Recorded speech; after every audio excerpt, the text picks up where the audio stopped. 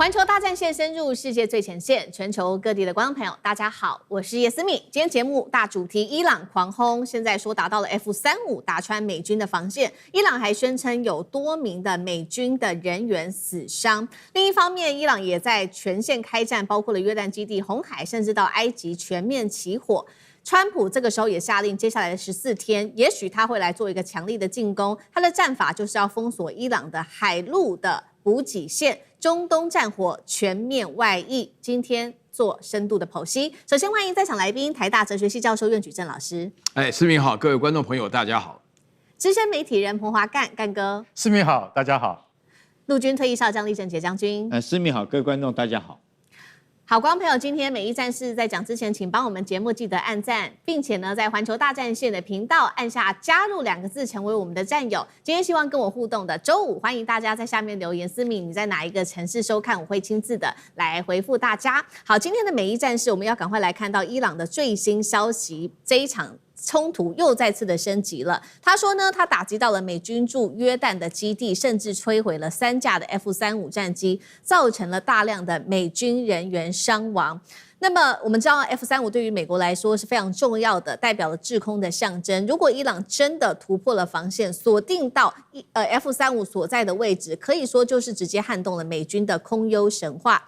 如果真的精準找到 F-35的位置，也代表說這當中可能伊朗是不是有獲得不管是在衛星偵察的能力、情報的滲透，還是有盟友在做支援呢？等一下請李將軍來幫我們看。除了打到 F-35他宣稱的戰果之外，還有多名美軍人員來自於伊朗的說法有傷亡的情形。伊朗在多線的開戰，包括在約旦的基地遭到攻擊，也對海灣地區的這些各種設施來發動攻擊。當中其他涉及到的這些波灣國家還包括了科威特、巴林等等的據點都被打。那麼在這當中，目標從空軍的基地、雷達系統一直到後勤的設施，都是伊朗鎖定的目標。除了多線打擊，在海上也有了一個最新進度。伊朗它的這個攻擊點現在來到了地中海，埃及的地中海這邊了。2艘的天然氣船在遇襲之後是立刻爆炸，其中1艘船還是美氣的船。川普聽到之後氣炸了，他說呢，沒關係，這只是老把戲，接下來我們會好好的來痛擊伊朗，輪到我們真正可以出手了。而比較奇怪的事情是，中國在這個方面突然間有了他的一個角色。科威特證實說，在伊朗的一次攻擊當中，竟然擊中了中國大陸在當地的一間建築公司一間公司的建築造成1個人死亡。外界擔心說，為什麼會打到中國的這個企業去了呢？難道中東戰火現在已經沒有所謂的安全區域的進入了這個新階段嗎？那麼我們來看看川普針對於中國的角色也蠻弔詭的。大家還記得嗎？昨天川普還特別強調說，中國大陸有提供400套的肩射飛彈給伊朗，怎麼他現在今天又在提中國，說要制裁多家中國的航運公司，原因是因為多艘的中國影子艦隊在暗中資助，買了伊朗的石油來資助伊朗的經濟，真的是這樣嗎？為什麼川普要說這樣子的一個話？今天節目一開始，我們要先請教李將軍怎麼看了。伊朗為何這一次把攻擊重點放在我們剛剛講的美軍的空優神話 F-35，還有美軍的基地？如果 F-35是在基地遭摧毀的話，代表說是否已經掌握了美軍的部署情報？那他選擇打 F-35是要打擊美軍的空優神話嗎？李將軍怎麼看伊朗的戰術？我們現在可以看到美伊這場戰爭現在主動權已經完全是掌握在伊朗的手上。那伊朗的這一波的攻擊不是跟3月份那次不一樣，3月份那次我們可以稱之它對美軍是報復性的攻擊行動，但是我認為這次伊朗攻擊美軍的，包括到在波斯灣地區的美軍的基地，還有這個約旦這個空軍基地來講的話，我認為這個伊朗是主動在掌握戰爭的主動在做打擊。那他現在來講，你很明顯，他打擊有2個目標，第一個是能源設施，目的是在哄抬油價，造成全球的通貨膨脹，有利於他會來在談判桌上面跟美軍的談判。第二個，在軍事上面來講的話，他就打擊美軍的這種不管是雷達站或者是電子設施，波斯灣沿岸的美軍基地。那這次最嚴重的是打擊約旦的基地。這次約旦基地它可以命中3架 F-35戰機，確實是這個非常的這種神奇哈。我怎麼講呢？第一個，我們要 F-35戰機是美軍的5代戰機哈，它是隱身式戰機，它所扮演的角色是踹門者角色，也就是說，美軍如果要對伊朗攻擊來講的話，要實施空中的打擊，它一定是用 F-35先期進去到伊朗國土裡面，然後打擊伊朗的雷達站或者是導彈設施，然後將這個對空的武器都摧毀掉之後，後續才是美軍的 B-1 轟炸機或者是這個 B-52轟炸機才進去轟炸哈。大概整個美軍程序這樣，所以伊朗這次優先打的就是 F-35，我將你踹門者角色打掉之後，你就沒有辦法攻擊我的雷達站。那這次為什麼可以這麼遠打到約旦基地的 F-35戰機？我在這邊跟各位報告美軍真的從越戰以後到現在一點長進都沒有。你知道美軍在越戰的時候，他們的 B-52轟炸機是怎麼被幹掉的嗎？被越共用什麼方法幹掉嗎？越共是要停在美軍的機場外面，扮成農夫每天拿望遠鏡看，就看到 B-52就固定停在那個停機坪。它固定停在那個機坪，它算好以後，你每天幾點鐘到幾點鐘，這架飛機就一定停在那個停機坪，然後它就在機场外面用一個60炮的炮管，它還不用腳架，它就炮管放在田裡面，然後那個角度方向都算好以後放在那邊田裡面，然後越共叫那個農夫就在那邊種田那個農夫，然後你拿着3顆炮彈，幾點幾分的時候，你把這3顆炮彈丟在這個洞裡面然後那農夫就過去咚咚咚，就3發炮彈過去以後。這個就把那架 B-52炸掉了，所以這也就是為什麼美軍在越戰的時候，他將他的 B-52不敢停在越南，他停到哪裡？停到我們台灣的清泉崗基地。那這次是不是也是用同樣方法？我相信伊朗一定很精準的掌握到這幾架 F-35戰機固定的時間停在那個停機坪。他用什麼方式偵察到的？可能是用衛星可能是用這個。地面上面，他們是不是有情報人員先期掌握到這幾架飛機就固定停在那個地方？然後什麼時間？因為你要知道導彈攻擊這個從導彈發射，你不是說是一發射1秒鐘之後就命中目標嘛？這中間會有一段的時間差。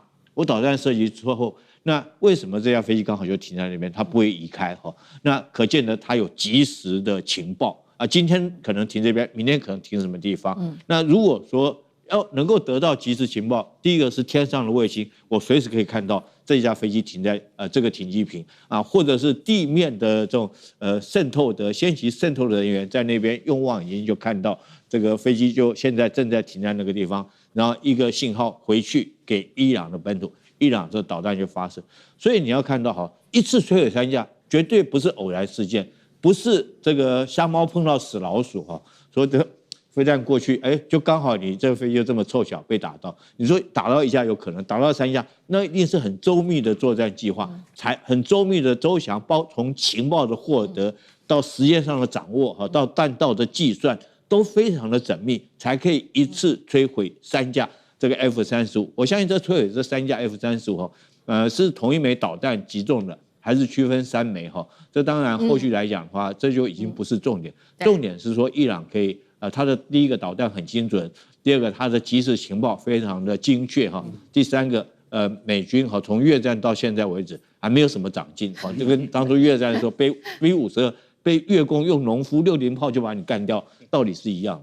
好，所以從這一次伊朗攻擊這個F-35也可以看出，是不是伊朗在於它的導彈的精準度在大幅的提升，另外還有在衛星跟情報戰上面，是不是他們獲取情報的能力已經變得越來越強了？同樣的問題，等一下就 F-35請幹哥也來帶我們解析一下。那另外就是剛剛提到了嘛，伊朗它這一次的攻擊，它的飛彈還波及到了一間中企業，這件事情也是蠻奇特的，代表什麼樣子的意義呢？是說美軍周邊的這些基地已經沒有安全的地方了嗎？再來就是會討論到川普的部分了。最近一直在指控中國，先是說中國提供伊朗400套的這個肩射飛彈，又說中國大陸現在影子艦隊一直在資助伊朗的石油。那針對此，幹哥怎麼看？好，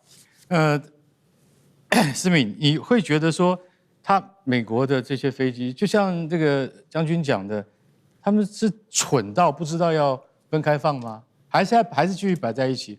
為什麼？那就叫什麼？那就叫看不起你。你找不到我的東西，所以這一次會一次3架被命中。我覺得這裡面情報的錯誤有很大的問題。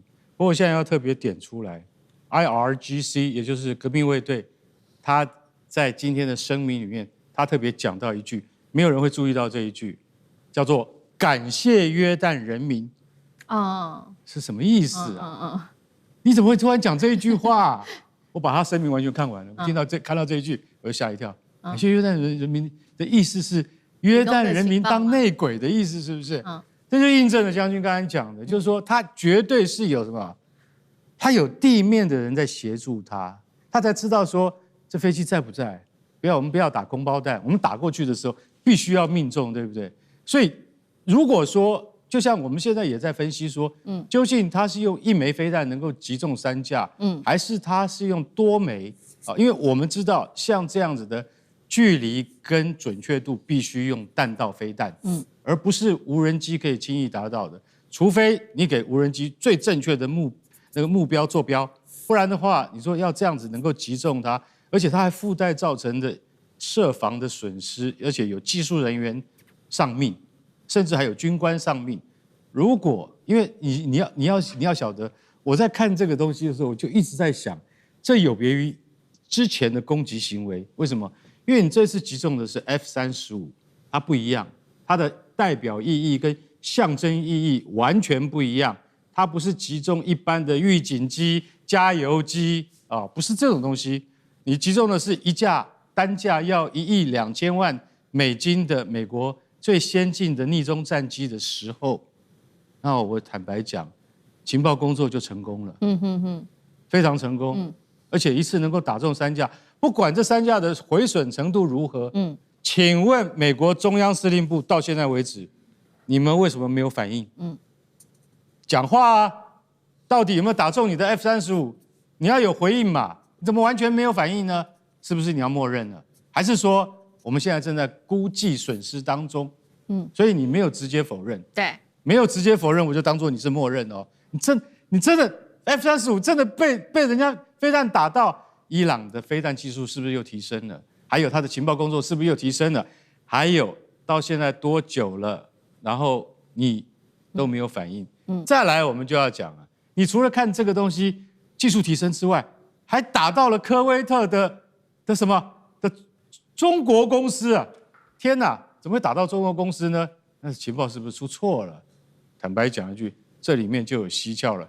他打中了中國的在科威特北部的一家公司，那一家公司可以看得到伊拉克，就是說，因為那個科威特跟伊拉克其實是接壤的嘛，所以說已經近到了可以這麼接近到可以看到科威特領土了。然後呢，在這次的這個飛彈攻擊之中，他們現在還不能夠確定是飛彈還是無人機，但有1名工作人員喪命，但是那1名工作人員好在不是中國籍，是尼泊爾籍的技術工人喪命了。伊朗現在可以打到科威特這麼遠的地方，又可以打到這個約旦的這個 F-35，那你這樣就已經開始心裡有點毛了。他竟然還打到埃及去了，所以川普才會講啊。老把戲，這怎麼會是老把戲？打到紅海了，天哪！所以我覺得這個是什麼？多面開戰，而且多面都能夠打贏，都能夠擊中目標。然後，但是川普現在顧左右右而言其他，說中國提供了400枚肩射飛彈，這些目標命中都不是肩射飛彈，也就是單兵攻擊武器可以打得到的，是長程彈道飛彈，或長程無人機。自殺無人機才能夠打得到的，所以川普你不要這個轉移焦點，然後你最後還罵了說是中國航運公司是協助伊朗的這個影子艦隊。我坦白講一句啦，中國要是真的是伊朗艦隊的話，你的證據都還沒找到，所以不要信口開河，就常常聽到川普這樣胡說八道。到底現在你們的戰損是多少？先講這個比較重要吧。好，所以現在伊朗它的戰略目標也非常的清晰，那它的戰法也非常的清楚哦。除了多線開戰之外，我們看到它的飛彈射程甚至是可以幾乎涵蓋整個波灣地區的，讓美國現在其實非常的緊張。所以最新消息我們看到，美國在停戰了5天之後呢，在昨天又在開始啟動了戰爭。這一次一狂轟就轟了2個小時的時間，打的是 IRGC， 也就是革命衛隊數十處的目標。好，這當中包括了有軍事指揮中心、飛彈、無人機設備。備，還有沿海監視防禦海上作戰的地方，造成現場滿目瘡痍。甚至呢，美方現在還提出了接下來要來做一個叫做14天的新戰法，要狂轟革命衛隊包括了他們的這個重要的伊朗的補給線啊，要斷了它的這些陸運的運輸的樞紐等等。另外一方面，我們知道現在在紅海這邊同樣有第2戰線包括了有也門胡塞組織跟伊朗在這邊開啟的第2戰線。所以呢，有一件事情也蠻有趣的，就是沙烏地阿拉伯現在正式的推動，聯合了14國組織，這個叫做海上防衛聯盟，一起響應來維護紅海。是不是他們不再信任美國可以保護他們了呢？那現在國防部證實說，包括了有土耳其、巴基斯坦、還有埃及、蘇丹等等的國家都支持這一項提案。苑老師怎麼看？首先是有關於這個沙烏地阿拉伯召14國的這一件事情，你怎麼看？是不再信任美國了嗎？第二件事情是，這個川普說了，接下來要轟炸伊朗14天，而且他也轉向了伊朗的海陸補給線，他真的會去打嗎？這是一場新的另外一場的消耗戰嗎？苑老師怎麼看？我覺得這個講得非常非常明顯啊，因為那個大家發覺，剛剛我們將軍提到了這個伊朗化被動為主動。原來的話呢，這是一場不成比例的戰爭。現在伊朗主動攻擊，還宣布戰果啊，打掉的戰果，就是說是在卡達的話呢，就是有這個 F-35，還打掉3架。那麼這個形勢上來講的話呢，大家已經非常清楚。那麼對於中東國家來講的話呢，有美國在中間是不可能解決問題的。所以這裡面包含的國家，像吉布地的話呢，大家知道它是什麼東西嗎？它就是准許各國的軍事在那邊設施，是離的那個胡塞武裝非常近的一個地方，就是曼達群島的那個地方。那另外的話呢，像沙特、土耳其、巴基斯坦的话呢，巴基斯坦联絡，跟巴基斯坦联絡，其實就跟中國聯絡。那這就慢慢擴大。巴基斯坦、沙特跟這個伊朗之間，大家不要忘了，2023年有個在北京簽的北京協定，裡面也講到關係了。那麼這裡面說明了一個重點，就是說，那個中東的國家的話，加上土耳其也在中東裡面算是軍事實力比較強的國家。就是說，我們這個事情的話，有美國在只會更亂。然後伊朗這個態度很明顯，就是只要有美國在這邊的話呢，我們就幹到底。管你是什麼東西啊？那麼這個所以說他們要自己來解決自己這個問題，因為戰事不宜擴大，因為中東現在就是擴大，伊拉克、敘利亞，然後這個黎巴嫩南部，然後胡塞，然後再加上哈馬斯，那這個還得了，對不對？所以說這個問題。那現在剛剛我聽到將軍在講，說是美國好像從越戰以來都沒進步，我跟你講是退步，就連我哲學家都懂，因為這個打仗，我跟你講，心急吃不了熱豆腐，沒有聽過打仗說陣法呀，或者說是武力裝備，沒有先講說我只打14天，沒聽過給自己時間做限制的。萬一你到了第14天，你突然死了2個人，現在美國最近死了一個德州的女孩，又死了一個在夏威夷的男生，哇，國內抗議的不得了。所以川普這邊搞，我跟你講哈，一想這個就不對。什麼叫14天戰法啊？你如果是為什麼打了5個月了，已經打5個月，突然冒出個14天，我告訴你，140天都結束不了。就這麼簡單呢，對不對？大家就心裡了解。好，謝謝苑老師。那我們休息一下，馬上回來。觀眾朋友們，我們要開會員頻道啦！因應呢美中、中東還有印太的亂局，你看到的是新聞，我們看到的是背後誰在操控這個世界。加入會員可以取得獨家視角的通行證，你將優先取得更深的觀點判讀，包括了核心真相分析、歷史脈絡拆解、局勢推演邏輯。同時解鎖會員勳章、優先互動權、問題解析、幕後花絮，支持我們制作高品質的影片。點擊下方的加入鍵，一起成為戰友吧！我們會員頻道見。